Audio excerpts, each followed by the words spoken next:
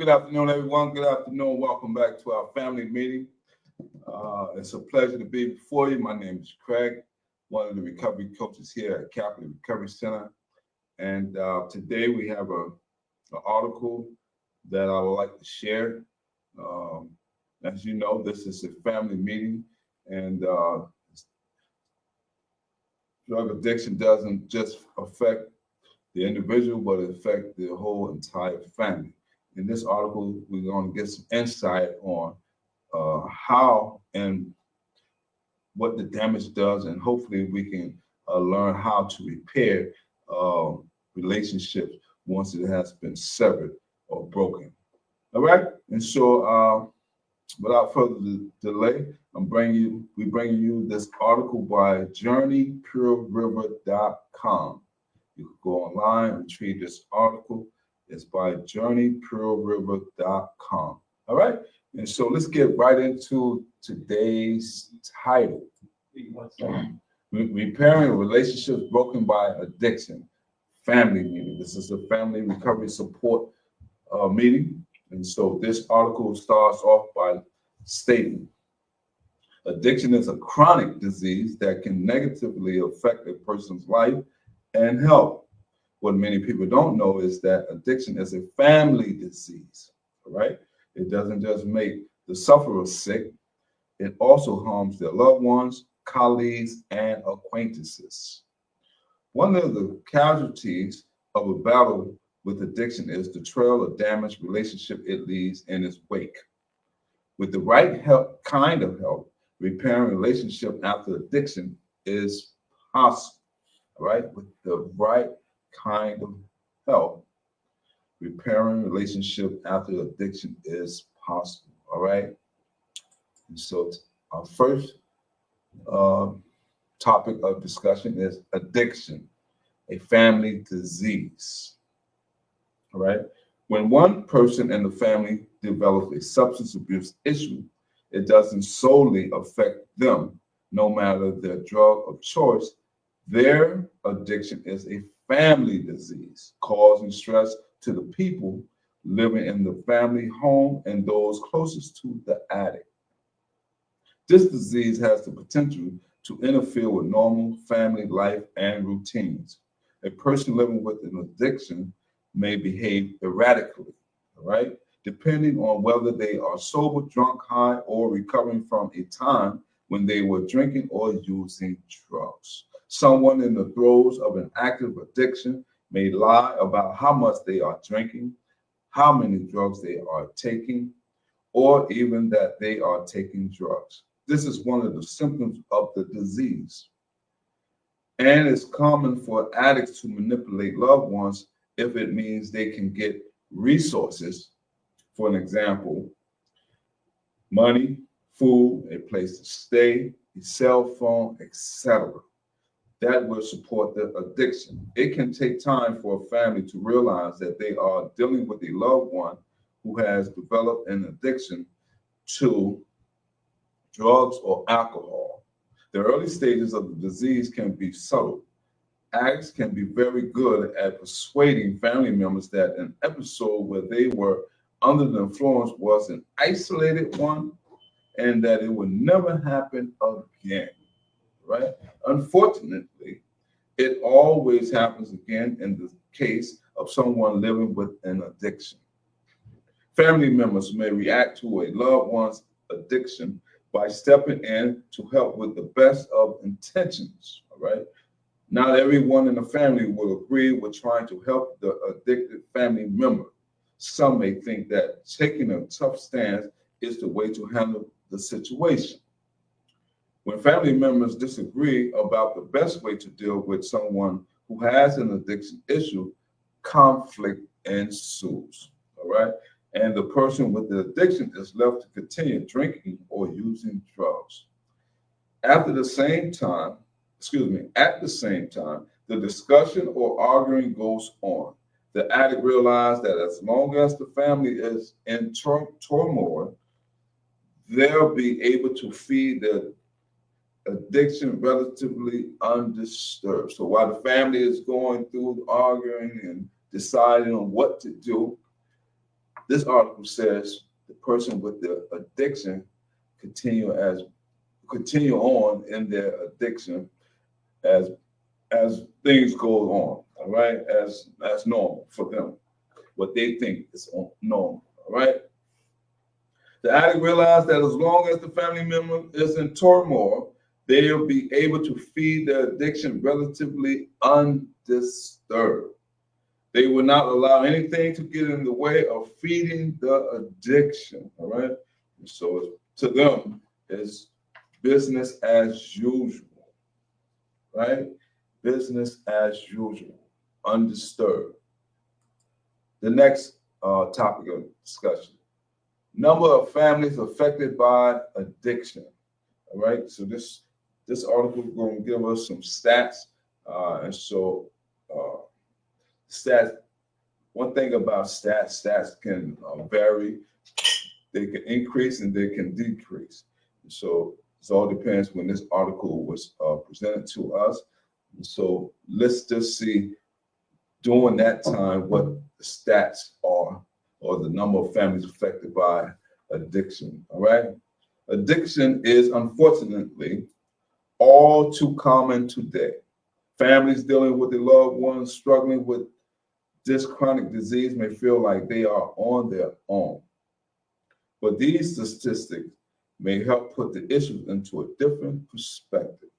According to the American Society of Addiction Medicine, about 21.5 million, you hear me? 21.5 million Americans aged 12 and older have a substance abuse disorder. Here in America, when this article was written, they got the statistics, and this is brought, these stats or statistic is brought to us by the American Society of Addiction Medicine, all right, evidence-based. About 21.5 million Americans aged 12 and older have a substance abuse disorder. That number is staggering. It's too high, all right? Mr. Sariano, all right.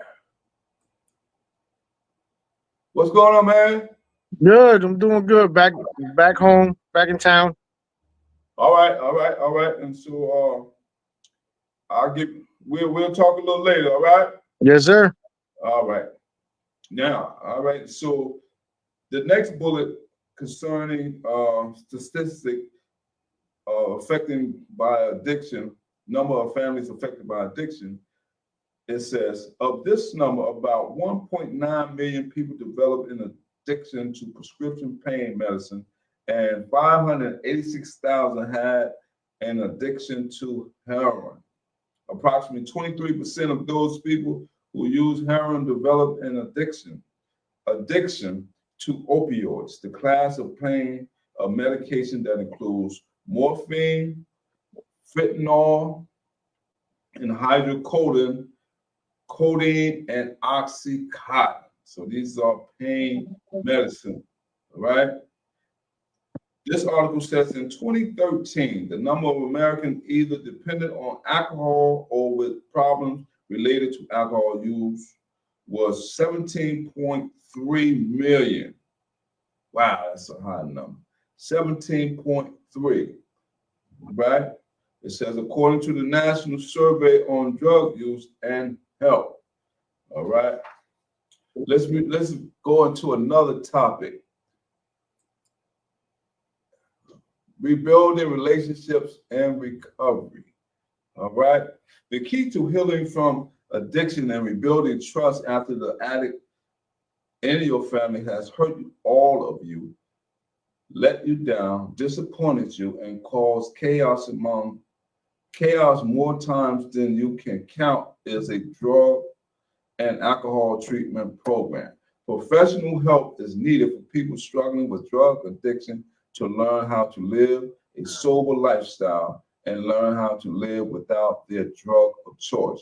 Part of this process is helping addicts come to terms with the fact that their lives don't immediately become better once they stop using chemicals, right? Clients in recovery must take responsibility for and deal with the aftermath of events that occurred while they were still using drugs or alcohol. So there's just because a person went to treatment, this article said, that doesn't make everything disappear. So whatever may have took place when the person was in the active use of addiction, those are some unresolved issues that need to be handled because there may be some hurt, there may be some feelings been torn, and so there's a host of things or underlying factors or issues that need to be addressed. So that's why I said recovery is a long, ongoing process. It's not just, oh, I went to treatment, hi, I'm home, everything's okay. No, there are some things that we need to address. All right. It says, it was not their choice to use while they were in the cycle of addiction, but the harm caused to relationships with intimate partners, family members, and close friends still need to be dealt with. All right. And so while in a drug and alcohol treatment center, the staff, you all right? Yeah, I'm just not feeling well, so I'm kind of like. Okay. All right. So what I'm gonna do, I'm gonna just, you can stay on. I'm gonna just put you like that instead of putting you on the screen. All right. All right. Cool. So it says, while in the drug and alcohol treatment center, the staff and counselor can help clients using several different techniques. What are some of these techniques? Let's go over some of them. Set realistic expectations. This is one technique. A newly sober client may feel optimistic about their progress in early sobriety and ready for a fresh start in a relationship. All right. So a lot of times, I know when I was going to NA, Narcotics Anonymous, and we was reading out the book. I believe it was the book, and it was talking about when a person go to a treatment rehab and they come home, they shouldn't. We shouldn't.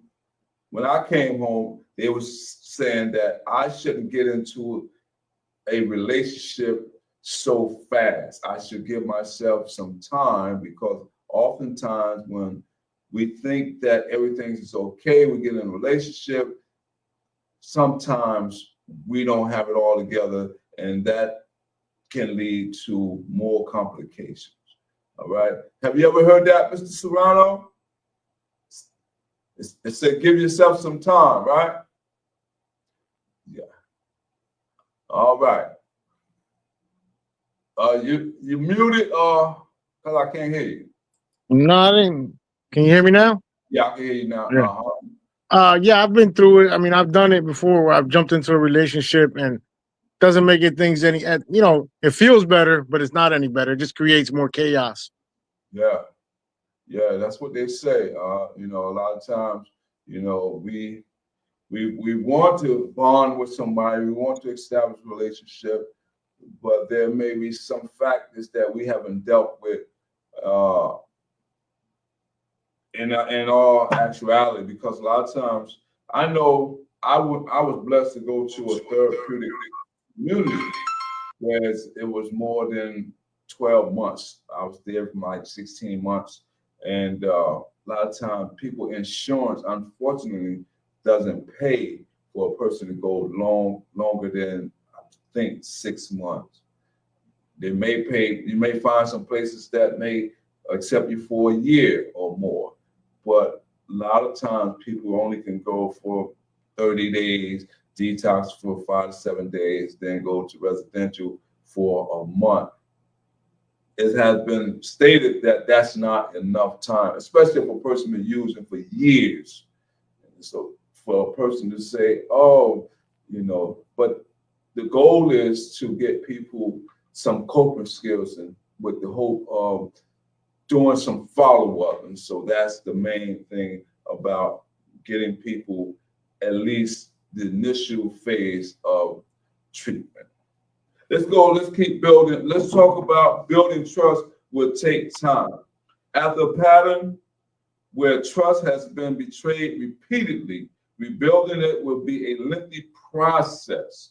Someone who is living with an addiction will always put feeding their disease first. To ensure that they keep a steady supply of their drug of choice, they are prepared to lie, number one, cheat, and steal if it means they can get their next fix or drink. This pattern is also used to hide the addiction or its extent from others to keep it going. And so we know that I learned that by using drugs, alcohol, they call that a mind altering state where I was having distorted thoughts. I was very manipulative, cunning, baffling. And so I would, like this article says, I would do and say just about anything just to keep the cycle going, But that was the disease of the addiction, And so once I began to, for me, what works for me is my higher power. So I lean on that till this day as my anchor to keep me moving forward. And so that is something that I had to learn to replace negative thoughts, perception, behaviors, and place positive ones. And so my higher power allows me to exercise those positive thoughts.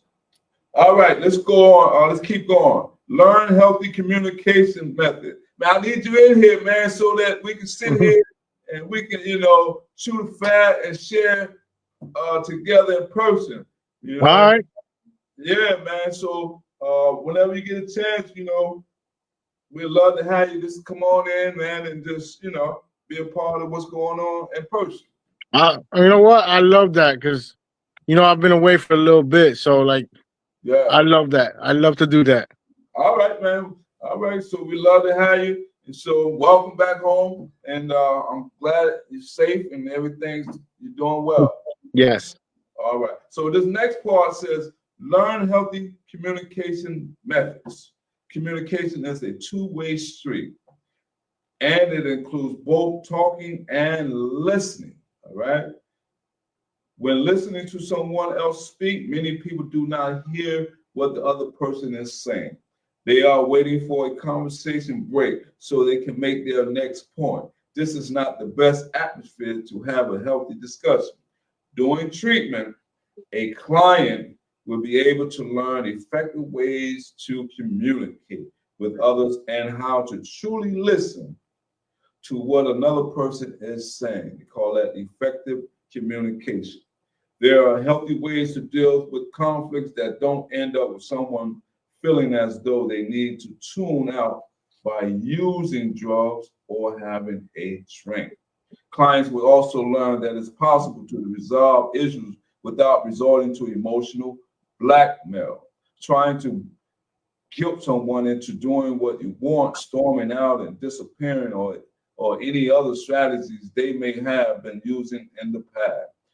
Friends and family will feel more comfortable expressing themselves directly if they think they will be heard.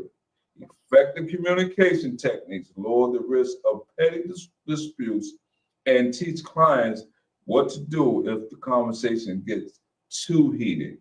All right. They'll learn strategies for diffusing the situation by changing the subject or temporarily withdrawing from the conversation without allowing it to escalate. We're talking about some techniques and tools that we use. All right. Next, eliminate unhealthy relationships. This is very important. Eliminate unhealthy relationships. This is key. Not all relationships in a client's life are healthy and positive ones. The bad ones won't contribute to a healthy recovery.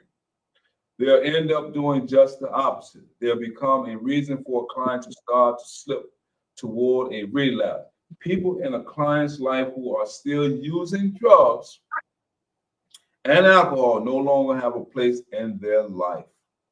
Neither do those who are or have been abusive toward the client. Codependent people present another problem for clients in recovery. All right. This is very important. Some family members can take on a role where they feel they need to look after the person with the addiction and want to shield them from the consequences of their action. Once the client moves into recovery and is learning to take responsibility, that is key, learning to take responsibility for their action from the past and move forward is a chemical-free lifestyle. Excuse me, in a chemical-free lifestyle. There's no room for someone to be making excuses for them anymore. The codependent family member needs to seek counseling to learn new behavior patterns. Remember, we're talking about addiction. It not only affects the person with the substance abuse disorder, but it also affects the family member as well. So this article recommends that family members seek counseling as well. All right, let's move on. All right, and so we're doing good. Types of relationships that need repair. Let's see what this article says. Addiction is an equal opportunity damager and destroyer of relationships. All of a client's closest personal relationships have the potential to be affected by substance abuse. It drives a wedge firmly between the people a person has pledged to hold nearest and dearest. There is always hope to fix strained or damaged relationships. However, it's never too early or too late to get back on track after a loved one has struggled with addiction. If friends and family members can learn about this disease, it does help to give them a better understanding of what their loved ones has lived through. That is not the same thing as providing an addict person with an excuse for bad behaviors committed while they were using. The addict still needs to be responsible, right? The article says the addict still needs to be responsible. We need to still be responsible for that when it comes to repairing their relationship. All right. Who are we talking about? Spouse or partner? I'm glad you asked. Trust is the foundation of the relationship between romantic partners. When addiction appears, it can wear down trust over time or shatter it all at once. Depending on circumstances, once compromised, trust is very challenging to get back. That is so true. Man, that is so true. It's hard, Mr. Serrano. When you break someone's trust or someone lose trust in you, it takes a while. You know, we might say, oh, get over it, let's move forward. But you know, we can't say what timetable, I can't say what timetable when a person should feel better. They have to make that decision by us, by me proving that I have changed or I'm making progress towards change. Make sense? Yes, sir. Yeah, yeah. All right. I'm living it, so I know. All right. So you ain't by yourself. So if you thought you were on the island by yourself, you're not, man. It's many people, all of us, whether we are in the throes of addiction, anytime we have a relationship with someone and we put our trust in someone and they put their trust in us.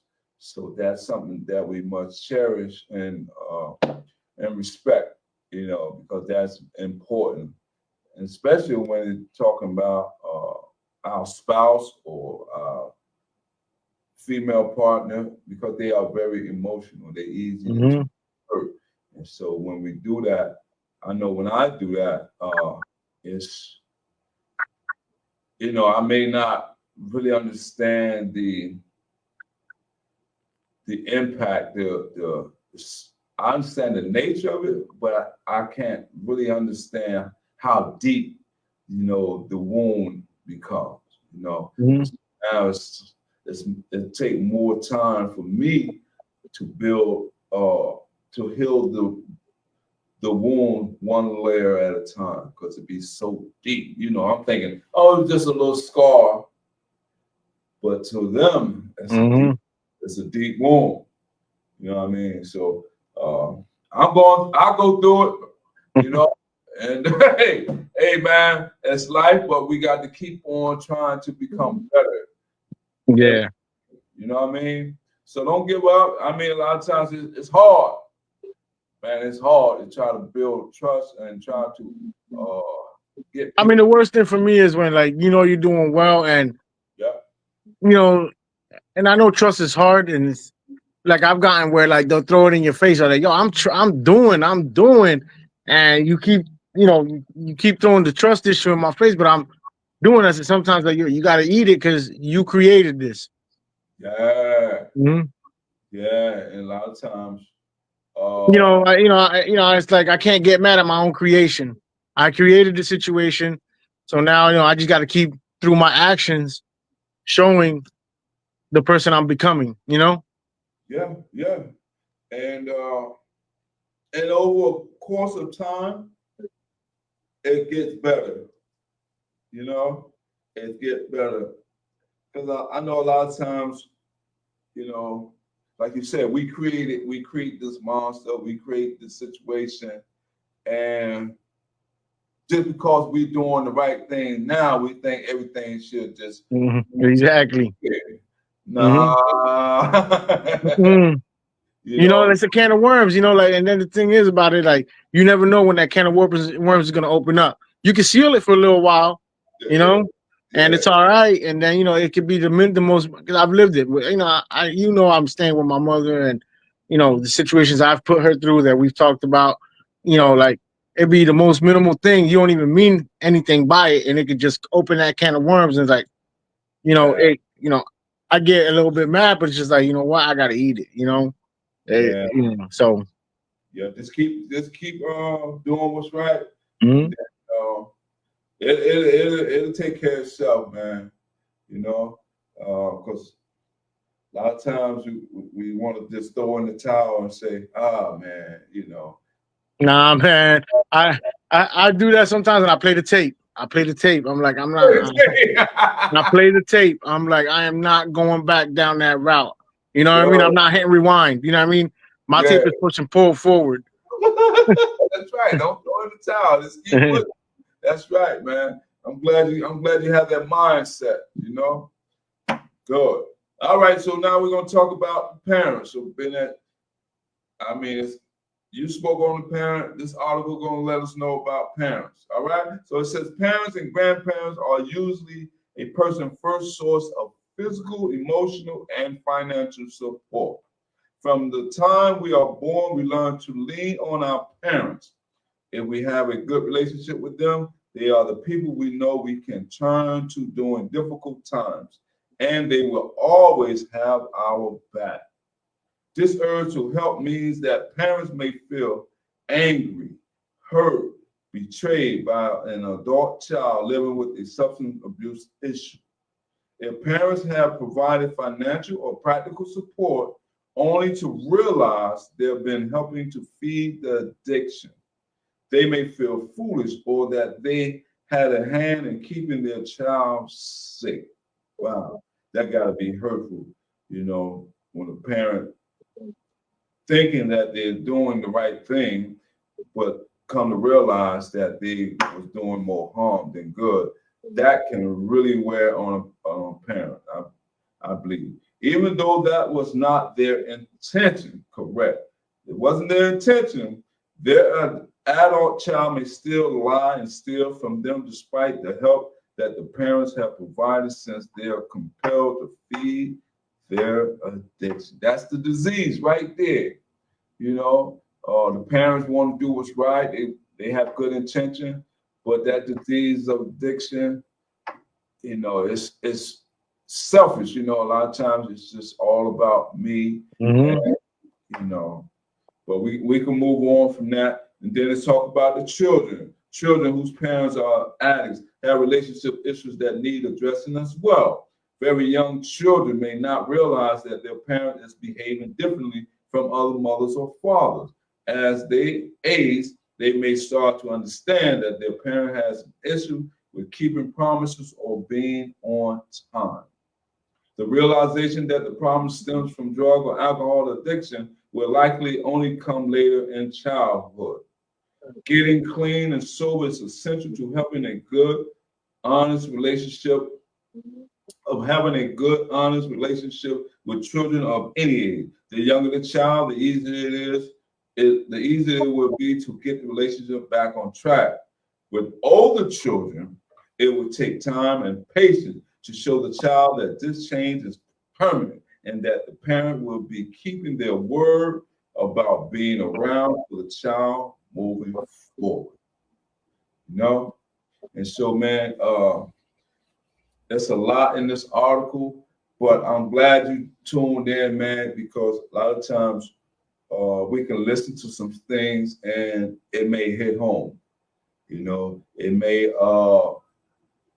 cause us to think and reminisce. And so I hope there was something in here, man, that you were able to hear or just by us having a conversation. It don't have to be that long. I don't have to beat you in the head, but the whole goal is, man, just to get healthy and stay on track because I'll just share this with you. You know, I'm blessed. I still have my mother. She's up in age now, but the blessing is that I'm able to, when she need help, like just go shopping or go to the doctor and stuff like that, I'm able to assist in that area, you know. And so we are fortunate to have our parents. And so whatever you can do to help, you know, continue to do that, be present, you know, be understanding. And that's all we can do, you know. Just like they raised and took care of us, Mm-hmm. let's do the same for them. All Amen. right. Yes, sir. All right, man. I'll give you a call. All right. All right. Thank you for tuning in. All right. Thank you. All right. Take care. Bye bye. All right. Bye. That's it for now, everybody. Have a good night. So long.